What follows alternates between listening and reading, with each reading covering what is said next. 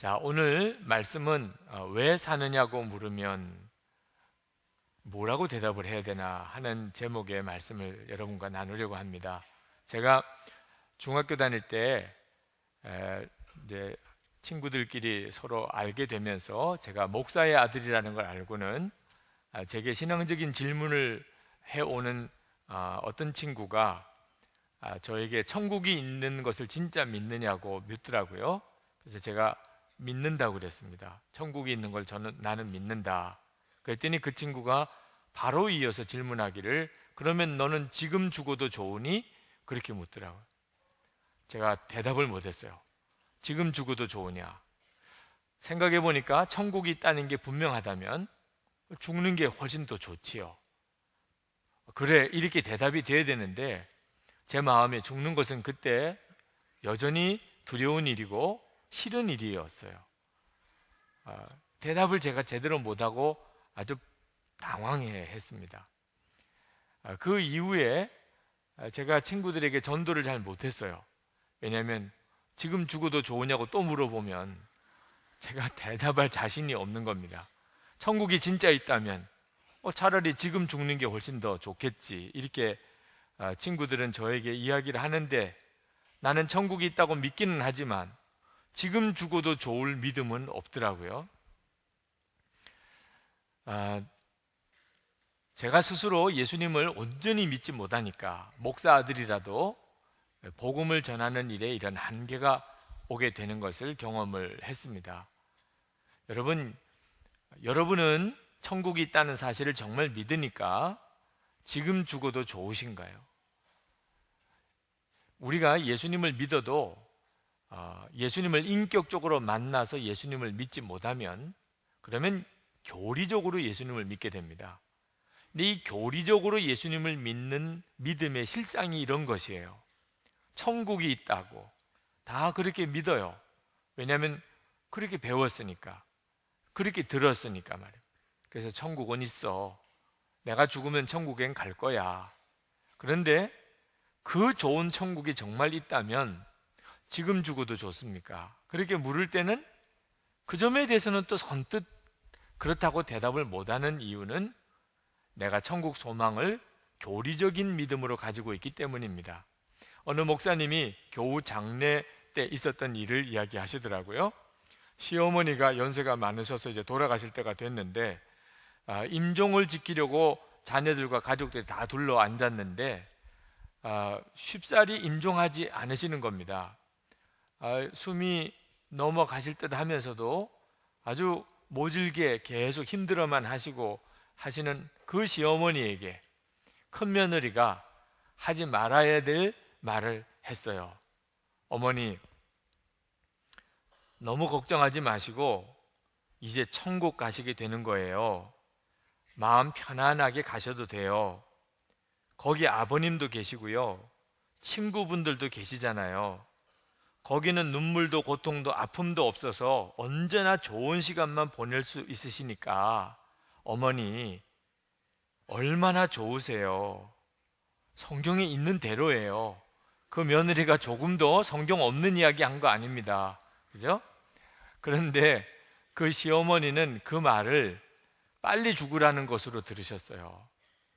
그래서 그 시어머님이 눈을 감고서 나지막한 목소리로 그렇게 이야기를 하셨어요. 그렇게 좋은 데를 나 혼자 가니 미안하구나. 함께 가자. 이렇게 말씀을 하세요. 그 며느리가 얼마나 당황한지. 아니, 어머니, 애들이 있잖아요. 애들이 어머님의 손자들이잖아요. 그 아이들에게는 여전히 제가 필요하다고요. 그랬더니 그 시어머님이 하시는 이야기가 걔들도 다 데려가자. 그래서 그 임종 분위기가 아주 썰렁해졌다는 이야기를 들었습니다. 자, 그 시어머니도 그 며느리도 다 분명히 믿지요. 천국의 소망을 분명히 믿지만, 그러나 그 믿음이 능력이 되지는 않네요. 죽음의 문제를 아주 기쁨으로 극복되어지는 그런 놀라운 믿음의 증거가 되지를 못하는 것은 무슨 까닭이죠? 교리로 믿는 거예요.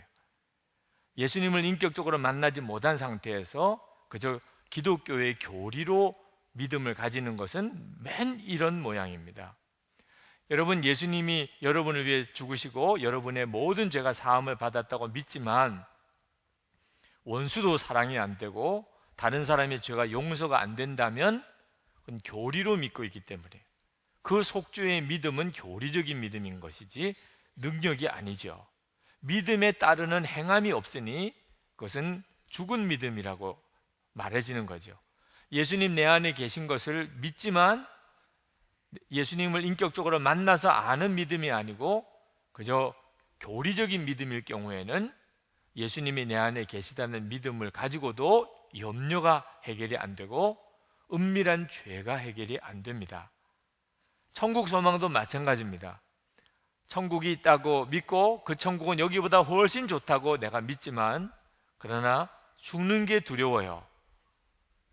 그건 교리적인 믿음인 거죠.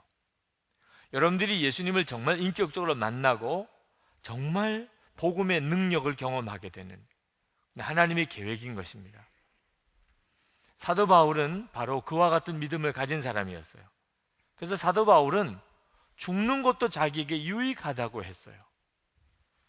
21절 말씀에 나에게는 사는 것이 그리스도이시니 죽는 것도 유익합니다. 23절에 나는 이 둘 사이에 끼어 있습니다. 내가 원하는 것은 세상을 떠나서 그리스도와 함께 있는 것입니다. 그것이 훨씬 더 나으나. 사도 바울은 지금 로마 감옥에서 죽음과 삶 사이에 끼어 있다고 생각을 했어요. 그런데 사도 바울이 솔직히 마음에 더 원하는 것은 죽는 거예요.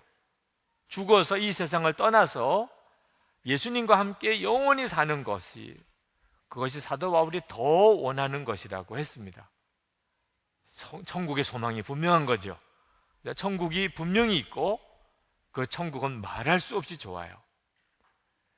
그러면 누구나 사도 바울과 같이 이렇게 되지요. 살아계신 예수님을 정말 만나고 믿음이 정말 능력이 되어지는 역사가 바로 천국 소망에서 드러납니다. 예수님 분명히 천국이 있다고 말씀하셨어요. 스데반도 보았습니다. 사도 바울은 직접 가보았어요. 거기에 히브리 기자가 히브리서 12장 1절에서 우리보다도 먼저 죽었던 성도들이 천국에서 우리를 내려다보고 있다고 그렇게 말씀했습니다. 요한계시록에 보면은 천국에 대한 자세한 장면이 묘사되어 있고 21장에는 그 새 예루살렘이 이 땅에 임하는 것을 구체적으로 쓰고 있어요. 에녹은 천국에 들려 올라갔지요. 에스겔도 천국을 보았고 이사야도 보았고 성경은 도처에 천국이 분명히 있다는 사실을 우리에게 말씀하고 있습니다. 우리가 천국에 대한 소망을 분명히 가지는 것, 그건 예수님의 말씀을 이해하는 데도 대단히 중요해요. 예수님은 천국을 바라보시면서 사셨고 말씀하셨고 또 사역도 하셨습니다. 그러니까 예수님의 말씀을 천국을 바라보는 눈이 뜨인 사람이 읽는 것과 그렇지 않은 사람은 전혀 말씀이 받아들여지는 게 다릅니다. 천국에 대해서 눈이 열린 사람은 주님의 말씀이 정말 이해되고 또 믿어지고 사모하게 되죠. 자, 그런데 진정으로 천국에 대한 소망을 가진 사람, 그 사람에게 나타나는 아주 중요한 열매가 기쁨이라고 하는 겁니다. 우리가 천국에 대한 소망을 그냥 교리적인 믿음으로 가지고 있는 정도인 것과 예수님을 인격적으로 만나고 정말 천국의 소망에 눈이 열린 사람과의 차이는 기쁨이에요. 기쁨이 우리 믿음이, 소망이 참인지 죽은 건지를 구별해 줍니다. 예수님께서 마태복음 13장 44절에서 말씀하셨죠. 천국은 마치 밭에 감추인 보화와 같으니 사람이 이를 발견한 후 숨겨두고 기뻐하며 돌아가서 자기 소유를 다 팔아 그 밭을 사느니라. 그렇게 기뻐요. 사도 바울이 감옥에 갇혀 있지만 사도 바울은 나는 기뻐하고 또 기뻐하노라 이렇게 고백을 했는데, 그것은 사도 바울이 보화를 발견한 농부같이 천국의 기쁨을 소유하고 있었다는 것을 우리에게 그대로 보여주는 것이죠. 그래서 성도들은 죽는 순간에도 기쁨이 있어요. 김알람 박사님 유언이죠. 당신이 죽으면 아주 침울한 장송곡을 부르지 말고 경쾌한 행진곡을 불러달라고 그렇게 유언했습니다. 그는 자신이 천국에 가는 것을 분명히 알았죠. 길선주 목사님이 임종 때는 하늘에서 전보가 왔어, 빨리 오래, 그러면서 그는 임종했습니다. 천국의 기쁨이 놀랍지요. 죽음이 두렵고 피하고 싶은 것이 아니죠. 죽음은 나에게 말할 수 없는 또 놀라운 축복의 세계로 나를 인도하는 것이죠. 디트리트 본 회퍼 목사님이 세계대전 중에 독일의 수용소에서 나치에 항거하다가 거기서 죽음을 맞이했습니다. 어느 날 간수가 감방 문을 두드리는데 본 회퍼 목사님이 직감적으로 이제 내가 사형장에 가는 시간이구나 하는 걸 알았어요. 그 순간에 본 회퍼 목사님은 벌떡 자리에서 일어나셔서 같이 있던 감방 동료들에게 아주 정중하게 인사를 했습니다. 동지 여러분, 이제 나에게는 죽음이 왔습니다. 그러나 기억하십시오. 이것이 마지막이 아니고 시작입니다. 주님께서 나를 위하여 예비하신 아버지의 집에서 만날 때까지 여러분 안녕히 계십시오. 어디 좋은 데로 떠나는 사람이 동료들에게 작별 인사하는 그런 인사를 나누고 그는 간수를 따라 사형장으로 갔습니다. 그 본의 법목사님이 그렇게 인사를 하고 감방을 나서는 그 모습을 보고 그 감옥에 있었던 사람들은 놀라운 평안과 기쁨이 넘치는 것을 보았다고 그랬습니다. 이건 참 놀라운 일이지 않습니까? 자, 이것이 바로 하나님께서 우리 모두에게 약속해 주신 것이에요. 예수 그리스도 안에서 우리 안에 일어나는 너무나 놀라운 기적입니다. 근데 여러분, 이 천국 소망에도 미혹이 있다는 사실을 아셔야 합니다. 천국 소망이 이렇게 놀랍지만 거기에 미혹이 있어요. 천국은 분명히 있고 그것은 여기보다 말할 수 없이 좋아요. 자, 그렇기 때문에 나는 이 세상에서는 더 살고 싶지 않아. 나는 빨리 죽고 싶어. 하나님, 나 빨리 천국에 데려가 줘요. 이렇게 나오는 것은 미혹을 받은 겁니다. 얼핏 보면 아주 천국 소망이 분명한 사람 같이 보입니다. 이 세상 이제는 더 살기 싫어요. 여기는 너무 죄가 많고 너무 고통이 많고 나는 하나님과 함께 천국에서 살고 싶어요. 나는 죽는 게 무섭지 않아요. 죽는 게 오히려 기다려져요. 하나님, 왜 나 안 데려가세요? 이건 천국 소망이 분명한 사람이 아니고 영적으로 미혹을 받은 겁니다. 저희 어머님은 제가 신학교 다닐 때 돌아가셨어요. 저희 장인 어른께서는 제 아내가 고등학교 3학년 때 세상을 떠나셨습니다. 저는 그분들이 다 천국에 갔으리라고 믿습니다. 그런데 남아있는 가족들에게는 그로 인해서 고통스러운 세월이었어요. 하나님의 은혜 중에 지나고 보니까 그것조차도 하나님의 은혜의 간증거리가 되었지만 그 과정은 만만치가 않았습니다. 우리는 분명히 다 천국이 있다고 믿고 그 천국은 여기보다 훨씬 좋다고 확신합니다. 그래서 우리가 빨리 죽기를 원한다면, 빨리 죽게 해주세요 라고 한다면, 그러면 가족들조차도 그것을 어떻게 받아들여야 되죠? 만약에 저는 지금도 천국에 대한 확신이 있어요. 하나님께서 저에게 천국에 놀라운 눈을 열어주셨습니다. 저는 사도 바울의 고백을 정말 아멘으로 받아 읽겠어요. 근데 나 빨리 죽고 싶어, 나 빨리 천국 가고 싶어, 그러면 제 아내와 저희 두 딸은 어떨까요? 제가 빨리 죽고 싶다고, 빨리 천국 가고 싶다고 그러면 교우 여러분들은 목사님을 빨리 죽게 해달라고 기도하겠습니다. 여러분은 그렇게 하실까요? 그게 정말 좋은 천국 소망일까요? 그렇지가 않다 그 말입니다. 아니, 그렇다면 하나님께서 왜 우리에게 천국이 있다는 것과 그것이 그렇게 좋다는 것을 꼭 우리에게 알게 하시나요? 우리를 빨리 데려가실 게 아니라면, 세상 빨리 정리하고 너희들 빨리 와, 이 좋은 곳에, 그런 의도가 아니시라면 왜 우리에게 천국에 대하여 알게 하시고 그 천국이 좋다는 것을 우리에게 눈을 열어주시려고 하시는 것일까요? 하나님의 계획은 우리가 이 세상에 사는 동안에 더 이상 우리 자신을 위해 살지 않고 삶이 사명이라는 사실을 깨닫게 해주시기 위해서 그렇다 그 말입니다. 하나님은 우리에게 천국의 놀라운 눈을 열어주시고, 그리고 우리에게 정말 원하시는 것은 이제는 우리가 더 이상 이 세상 사는 동안에 우리 자신이 잘 먹고 잘 입고 잘 사는 것을 위해서 살 이유가 없다는 사실을 분명히 보여주시는 거예요. 이미 우리는 이 세상의 어떤 것과 비교할 수 없는 것을 하나님으로부터 받았어요.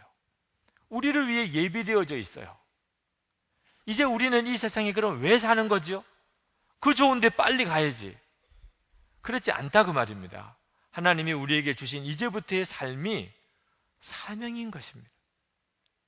그것을 우리로 알게 하기 위해서요. 사명의 길을 가되 담대하게 가도록, 걱정하고 두려워하고 염려하지 아니하고 담대하게 내 삶을, 사명의 삶을 살아가게 하기 위해서 하나님이 그리 하시는 겁니다. 염세주의에 빠지는 것, 현세를 부정하고 염세주의에 빠지는 것은 그것은 미혹이에요. 실제로 성경에 보면 하나님의 종들도 더 이상 살기 싫어요. 하나님, 나 빨리 데려가 줘요. 그랬던 일이 여러 번 나옵니다. 그 유명한 엘리야 선지자도 로뎀나무 아래서 하나님, 나 죽고 싶어요. 나 빨리 데려가요. 모세도 하도 이스라엘 백성들이 원망 불평하니까 하나님, 나 차라리 죽여줘요. 요나 선지자도 땡볕이 너무 뜨겁다고 하나님, 차라리 죽는 게 낫겠네요. 그랬단 말입니다. 그때 하나님께서 그 당신의 종들의 소원을 들어주셨나요? 그러지 않으셨어요. 하나님께서는 이 세상 살기 힘들다고 빨리 죽기 원하는 것이 결코 하나님의 뜻이 아니라는 사실을 우리에게 말씀하고 싶으신 겁니다. 하나님께서 원하시는 것은 우리가 이 세상 사는 동안에 우리의 삶 전체가 하나님이 내게 허락하신 사명의 삶이라고 하는 것에 대해서 알기를 원하시는 겁니다. 그 점에 대해서 눈이 뜨여야 진짜 천국 소망을 가지고 있는 겁니다. 24절 말씀을 보실까요? 내가 육신으로 남아있는 것이 여러분에게는 더 필요할 것입니다. 25절에 나는 이렇게 확신하기 때문에 여러분의 발전과 믿음의 기쁨을 더하기 위하여 여러분 모두와 함께 머물러 있어야 할 것으로 압니다. 사도 바울은 알았어요. 하나님이 분명히 천국에 대해서 다 열어 보여주셨고, 심지어 사도 바울을 천국에 가보게까지 하셨어요. 만약에 우리 모두에게 하나님이 이와 같은 은혜를 주셨다면 우리는 솔직히 이 세상에 더 살 의미를 잃어버릴 거예요. 의욕을 잃어버릴 거예요. 천국을 한 번만이라도 보고 나면 천국에서 살기를 사모하게 될 것입니다. 근데 사도 바울은 알았어요. 하나님이 왜 나에게 그렇게 하셨는지를. 사도 바울은 자신을 그 초대교회 교우들하고 함께 있게 하기를 원하신다는 걸 알았어요. 그들을 위하여 섬기는 일이 더 필요하기 때문에. 사도 바울에게 있어서 하나님이 천국의 복음을, 그 놀라운 소망을 열어주신 것은 한 사람에게라도 더 복음을 전하고, 그리고 교회를 세우는 일을 위하여 헌신하고 전심을 다해서 살 수 있게 해주시기 위해서였습니다. 누가복음 9장에 보면 예수님께서 산에 올라가셔서 천국의 모습으로 변화되시는 장면이 나옵니다. 예수님이 입은 옷도 새하얗게 바뀌고 영광의 빛에 광채에 사로잡히시고, 그리고 모세와 엘리야와 함께 아주 중요한 일들을 의논하시는 장면이 나오는데, 베드로와 야고보와 요한이 그때 따라 같이 올라가면서 그 광경을 그들도 보았어요. 예수님의 변화산상의 장면을 보았습니다. 그때 베드로가 거의 제정신이 아닌 상태에서 예수님에게 뭐라고 말했냐면, 여기가 좋사오니 여기 초막셋을 짓고 우리도 그냥 여기서 계속 살았으면 좋겠습니다. 아마 저도 그랬을 거예요. 아마 틀림없이 그 순간이었다면 내려오고 싶지 않았을 겁니다. 그냥 그 환경 가운데 그냥 살고 싶었을 거예요. 여러분들도 마찬가지셨을 겁니다. 근데 예수님께서는 제자들을 데리시고 산에서 내려오셨어요. 거기에 그냥 머무시지 않으시고 주님의 뜻은 그 변화산상에서 계속 사시는 게 아니었습니다. 그 산 아래는 귀신 들린 한 청년이 있었고 그 아들을 위해서 어떻든지 고침을 받고 싶었던 아버지의 간절한 소원이 있었어요.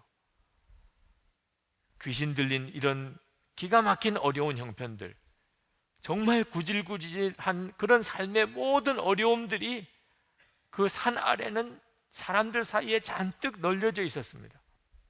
우리 주님은 그곳으로 내려오셨어요. 그리고 그 귀신 들린 그 청년에서 귀신을 내어 쫓아주셨어요. 우리 주님이 우리 가운데 원하시는 것이 무엇인지를 말씀하고 있는 겁니다. 우리 주님은 우리에게 분명히 천국의 분명한 믿음을 갖게 해주시기를 원하세요. 천국에 대한 믿음이 어설픈 교리적인 믿음이 되기를 주님은 원하지 않습니다. 그 천국의 소망이 우리에게 말할 수 없는 기쁨이 되게 주님은 만들어 주기를 원하세요. 여러분 모두에게 그렇게 하기를 원하세요. 그러나 그렇게 하시는 것은 우리가 이 세상에서 정말 힘들고 어려운 많은 사람들을 섬기고, 내게는 이미 천국이 주어졌으니까 그들을 정말 섬기고 그들을 위해서 예수 그리스도의 생명의 복음을 전하고 예수님을 증거하고 그리고 이곳에 교회를 세우는 일을 위해서 우리의 생애 전체를 드리도록 하려고 하심이라는 것입니다. 제가 주님을 인격적으로 만나고 난 다음에 황홀했어요. 그냥 말로만 들었던 예수님, 나와 함께 계시는 예수님인 것을 알게 되면서부터 저는 제 마음에 예수님을 정말 더 알고 싶은 소원으로 가득했어요. 저는 오직 예수님하고만 함께 지내는 삶, 정말 온전히 정결하고 거룩한 삶, 그런 삶을 살고 싶었어요. 성경에는 모든 것을 다 연구하고 살피고 알고 싶었고, 그리고 기도로 주님과 교제하고 싶었어요. 저는 사람이 수도원에 들어가게 되는 이유를 알겠더라고요. 왜 수도원에 들어갈까? 저는 제가 그런 마음이 생기는 거예요. 수도원에 들어가서 이제 이 세상 일은 다 끊어버리고 그저 기도하고 말씀 보고 주님 묵상하고 그렇게 주님하고만 평생 살다가 그렇게 깨끗한 상태에서 하나님 앞에 갔으면 좋겠다는 생각이 들더라고요. 근데 그때 주님은 저에게 제가 가지고 있는 그런 소원이 저의 욕심이라고 말씀하셨어요. 욕심이다.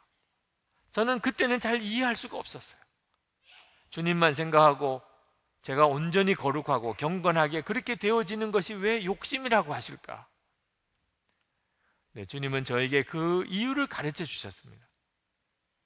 우리가 다 우리의 생애가 끝나고 하나님 앞에 가게 되지요. 그때 평생 성경만 보고 기도만 하고 주님만 묵상하고, 그러니 무슨 죄 지을 일이 뭐가 있겠어요. 정말 거룩하고 경건하게 그렇게 살다가 주님, 제 평생 주님 사모하고 주님 갈망하고 그렇게 살다가 왔습니다. 그러면 하나님께서 정말 뛰어내려오시면서 기뻐하며 나를 안아주실까? 그렇지 않다는 것을 알게 됐어요. 그것은 또 하나의 지극한 이기주의인 거죠. 우리 하나님이 정말 원하시는 것은 생명의 복음을 할 수 있는 대로 많은 사람들에게 전하고 그리고 주의 몸된 교회를 세우는 일입니다. 우리 기독교는 돌을 깨우치기 위해서 돌을 닦는 종교가 아닌 것입니다. 우리는 이미 놀라운 생명의 복음, 완전한 복음을 받았습니다. 그 복음을 전하는 것이 하나님의 계획이죠. 여러분은 왜 사십니까? 오늘 설교 제목입니다. 여러분은 왜 사시나요? 죽는 게 무서워서 하루라도 더 살기 위해서 이렇게 살아가시나요? 아니면 세상 살기가 너무 싫어서 하나님 나 언제 데려갈 거예요? 그러면서 죽을 때를 기다리면서 사시나요? 둘 다가 하나님의 계획이 아니라는 겁니다. 죽기가 두려워서 사망의 권세에 사로잡혀서 평생 두려움 속에서 사는 것은 아직도 진짜 예수님을 믿는 사람이 아니고, 세상 살기 싫고 너무 귀찮고 구질구질하니까 빨리 죽고 싶다, 그것도 미혹을 받은 거예요. 여러분, 그래서 살아계신 주님을 만나셔야 한다는 겁니다. 여러분이 살아계신 주님을 만나셔야 비로소 완전하고 온전한 천국의 소망을 가지게 됩니다. 여러분, 죽음은 절대로 싫어서 외면할 것 아니에요. 두려워서 겁낼 것도 아닙니다. 죽음은 놀라운 것이에요. 예수님과 함께 여러분이 그 죽음을 직시하게 되면 그 죽음을 통하여 천국의 영광을 드러내 보여주십니다. 여러분은 죽음을 직시하셔야 됩니다. 예수님과 함께, 예수님과 함께 여러분이 죽음을 대하면, 그러면 그 죽음을 통하여 여러분이 상상할 수 없는 소망의, 천국의 소망의 비밀을 열어주세요. 그것은 여러분의 삶 전체를 바꾸는 겁니다. 빨리 죽게 하는 게 아니에요. 여러분의 가정생활, 직장생활, 교회생활, 모든 것을 바꾸어 버립니다. 여러분에게 열려져 있는 천국의 놀라운 소망은 삶의 이유를 새롭게 만들어 버립니다. 어떻게 살아야 되는지를 분명히 보여주는 것이 됩니다. 사도 바울은, 그는 예수님과 늘 함께 동행했던 사람입니다. 그래서 사도 바울에게 분명한 천국의 소망이 생긴 거죠. 19절에 보면 나는 여러분의 기도와 예수 그리스도의 영의 도우심으로 내가 풀려나리라는 것을 압니다. 사도 바울은 예수 그리스도의 영이 자기를 도우시고 있다는 것을 분명히 알았어요. 20절에 보면 나의 간절한 기대와 희망은 내가 아무 일에도 부끄러움을 당하지 아니하고 온전히 담대해져서 살든지 죽든지 전과 같이 지금도 내 몸에서 그리스도께서 존귀함을 받으시리라는 것입니다. 사도 바울은 자기 몸을 통하여 예수님이 존귀의 여김을 받는다는 걸 알았어요. 예수님은 사도 바울 안에 계시니까. 사람들은 자기를 보면서 예수 그리스도를 보게 될 것을 알았어요. 놀라운 일이죠? 이것이 진짜 예수를 믿는 겁니다. 21절에 나에게는 사는 것이 그리스도이시니 죽는 것도 유익합니다. 사도 바울은 그렇게 고백했어요. 사는 게 그리스도라. 사도 바울은 이미 자기의 생명이 자기 것이 아니고 예수 그리스도의 것이라고 분명히 알았어요. 자신의 옛사람은 예수님과 함께 이미 죽었고 예수님의 사도 바울의 생명이 되셨어요. 그러니 사도 바울은 사는 것이 그리스도예요. 그래서 죽는 것도 유익한 거예요. 그러니까 사도 바울은 이 세상에 살지만, 감옥에 있었지만 그는 예수 그리스도와 함께 있었어요. 그러니 감옥 안이 천국이죠. 사도 바울에게는 감옥 안이 천국이었어요. 예수님과 함께 있으니까. 그러니 사도 바울은 빨리 죽여주세요 할 이유가 없었어요. 빨리 죽여주세요, 빨리 죽고 싶어요, 빨리 천국 가고 싶어요 할 이유가 없었어요. 예수님이 함께 계시니. 여기서 주님과 동행하다가 주님의 일을 나를 통해서 하실 거야. 주의 때가 되시면 나를 불러가실 것이라고 사도 바울은 분명히 알았습니다. 그래서 사도 바울은 고난의 길, 십자가의 길, 사명의 길을 기쁨으로 갈 수 있었던 겁니다. 함께 계신 주님, 그게 비밀이에요. 이동원 목사님께서 여기저기 이렇게 집회 요청을 많이 받으시니까 여행을 많이 다니시게 되시는데, 교회를 떠나서 집을 떠나서 이렇게 집회를 인도하려고 여행을 떠나시게 될 때 갑자기 내가 여행 중에 죽을 수도 있지 않나, 그런 생각을 하시게 됐답니다. 그러면 내가 여행을 떠나기 전에 혹시 그런 일이 생기면 어떻게 내 죽음 이후를 처리해야 될지를 내가 좀 남겨놓고 떠나야 되겠다. 그래서 이제 집회를 위해서 여행을 떠나실 때마다 유언장을 쓰시기 시작을 했답니다. 유언장을, 내가 혹시 죽게 되면 그러면 아내에게 그리고 교회에 전할 말을 기록을 남겨놓고, 그리고 이제 비서자매에게 그것을 맡겨놓고, 혹시 내게 무슨 일이 생기면 이것을 공개해라, 전달해주라, 그렇게 하고서 이제 여행을 떠나시게 됐다는 거죠. 여행을 떠날 때마다 조금씩 고쳐 쓰시면서 유언장을 작성하신다는 이야기를 하시더라고요. 이렇게 유언장을 쓰면서 목사님에게 굉장히 놀라운 삶의 변화가 일어나셨다는 거예요. 여행이 대단히 진지해졌다는 겁니다. 유언장을 맡겨놓고 이제 여행을 떠나는 겁니다.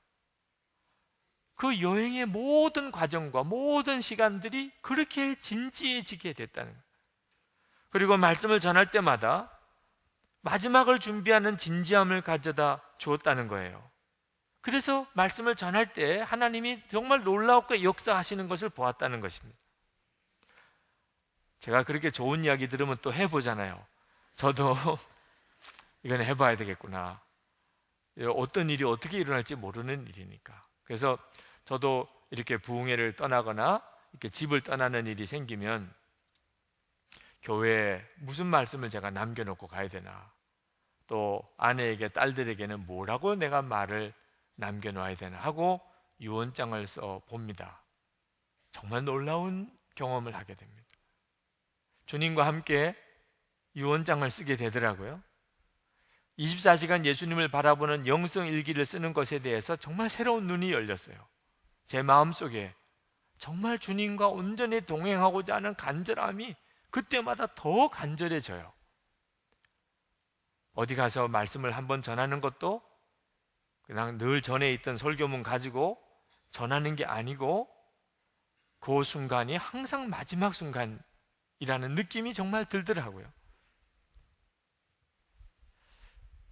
제 삶 전체가 새로워지더라고요. 하나님께서 우리에게 천국의 소망을 분명히 주시는 이유는 우리를 빨리 데려가시려고 하심이 아니고 이 우리가 살아가는 삶 전체를 바꾸시려고 하는 거예요. 천국의 소망의 눈이 분명히 뜨이지 않으면 반드시 어리석게 삽니다. 나중에 진짜 죽음의 순간이 오면 모든 것이 다 후회스러워요. 다 바보같이 살았어요. 천국의 소망의 눈이 열려야 비로소 내 인생이 도대체 왜 사는 것인지, 어떻게 살아야 되는 것인지를 명확하게 알게 됩니다. 어느 목사님의 시를 좀 제가 읽어드리겠습니다. 자막으로 내려오는데 눈으로 보시고 귀로 들으시면서 한번 그 목사님의 시를 한번 음미해 보시면 좋겠습니다. 공원 묘지를 걷는다. 수많은 무덤이 줄을 지어 가지런히 앉아있다. 각 무덤마다 비석 하나, 석상 하나, 그들의 살림살이는 하나같이 조촐하다. 그들은 어떤 사람들일까? 어떻게 살았을까? 그들도 아마 사랑하고 미워했겠지. 바쁘게 쫓기고 화내고 그리워하고 후회하고 그렇게 살아갔겠지. 그들은 얼마나 사랑했을까? 얼마나 그리워했을까? 혹은 욕심내며 빼앗기지 않으려고 몸부림치며 살았을까? 그도 역시 식당에서 밥이 늦게 나온다고 화를 냈을까? 차가 막힌다고 욕을 했을까? 많이 소유하기 위하여, 성공하기 위하여 밤늦게까지 일을 했을까? 자, 이제 남은 것이 무엇인가? 한 개의 비석, 한 개의 이름, 하나의 석상. 이것을 위하여 그는 그토록 수고했는가? 잠을 설치며 마음을 졸이며 살아왔는가? 그는 어떤 추억을 남겼을까? 가족들은 그를 무엇으로 기억할까? 그는 사람들에게 은총을 주었을까? 아니면 고통을 주었을까? 그들의 가족은 슬퍼했을까? 울었을까? 후회했을까? 동그랗게 채워진 묘지도 있고 아직 평평한 비어있는 묘지도 있다. 저 비어있는 묘지의 주인은 지금 어디 있을까? 무엇을 하고 있을까? 염려하고 있을까? 실망하고 있을까? 분노하고 있을까? 그는 자신이 이곳에 오는 것을 알고 있을까? 석상 위에 놓여있는 아름다운 꽃다발, 그는 고인의 누구였을까? 그는 고인으로부터 무엇을 추억할까? 그는 슬퍼했을까? 울었을까? 후회했을까? 그들은 지금 어디에 있는가? 그들이 아끼고 사랑했던 육신은 여기 있으나 그들의 영혼은 지금 어디에서 무엇을 하는가? 이제 나는 내 삶의 자리로 다시 돌아온다. 내 차례가 올 때까지 조금 더 정결하고 조금 더 사랑하고 조금 더 축복하며 조금 더 이 길을 걸어야 하리라. 나의 떠남이 사람들에게 영감의 시간이 되며 소망과 그리움의 시간이 될 수 있도록 조금 더 걸어가야 하리라. 행복한 죽음, 후회 없는 안식을 위하여, 후회 없는 이별을 위하여 오늘도 사랑의 길을 가야 하리라. 여러분 어떻게 사세요? 여러분은 왜 사시지요? 이 시간에 정말 답을 여러분이 구하셔야 됩니다. 하나님, 제가 방황하고 살고 있네요. 열심히 사는 것 같지만 실제로는 방황하고 살고 있네요. 주님으로부터 눈을 열게 해달라고 구하세요. 아직도 천국의 그 기쁨이라고 하는 게 뭔지 잘 모르시는 분이 있으신가요? 죽음도 두렵지 않는 그런 천국의 기쁨을 아직은 소유하지 못하셨나요? 천국의 그 기쁨이, 그 축복이 내게 주어졌기 때문에 이제는 내가 먹고 사는 거 걱정하지 아니하고 사명의 삶을 사는 그런 눈이 열리셨나요? 구하시기를 바랍니다. 여러분과 함께 계시는 예수님 그분을 바라보시기 바랍니다. 예수님 안에 거하셔 보세요. 왕정원 목사님께서 한번 새벽기도 때 그런 말씀을 하시더라고요. 너무너무 힘들어서 죽겠다 이런 말이 입에서 불쑥 튀어나올 정도가 되었다면, 그러면 죽겠다는 말을 조금 길게 늘려서 죽게 있다 이렇게 해보라고. 네. 죽겠다고 하지 말라고는 안 하겠지만 죽겠다 말을 이제는 조금 늘려서 죽게 있다 이렇게 해보라고. 정말 탁월한 권면이더라고요. 네. 여러분 죽겠습니까? 그러면 죽게 있다고 해보세요. 고백이라도 그렇게 해보세요. 그리고 여러분이 주님을 바라보세요. 정말 놀라운 거 아십니까? 천국의 소망을 우리가 만드는 게 아닙니다. 주님이 내 눈을 열어 보여주시는 것이에요. 우리에게는 황홀할 축복을 주님이 주셨어요. 그것은 우리를 빨리 데려가시려고 하심이 아니고 우리의 삶 전체를 바꾸어서 다른 사람에게 축복의 통로로, 생명의 복음 예수 그리스도를 전하는 자로, 그리고 이 땅에 하나님의 교회를 세우는 자로 우리를 쓰시려고 하심입니다. 자, 우리 같이 기도하십시다. 여러분 정말 구하세요. 예수님, 살아계신 예수님, 우리와 함께 계신 그 예수님, 우리의 눈을 열어주실 주님, 주님 제게도 제 삶의 비밀을 완전히 보여주세요. 눈을 뜨게 해주세요. 천국의 놀라운 소망, 말할 수 없는 그 기쁨을 제게도 열어주세요. 제 삶의 이유를 다시 보여주세요. 어떻게 살아야 되는지를 가르쳐주세요. 기도합시다. 은혜와 사랑에 충만하신 주님, 놀라우신 하나님 감사합니다. 역사하시는 주님 감사합니다. 찬양합니다. 교회가 은혜로 도와여 주시고 주관하시고 축복해 주시는 주님 감사합니다.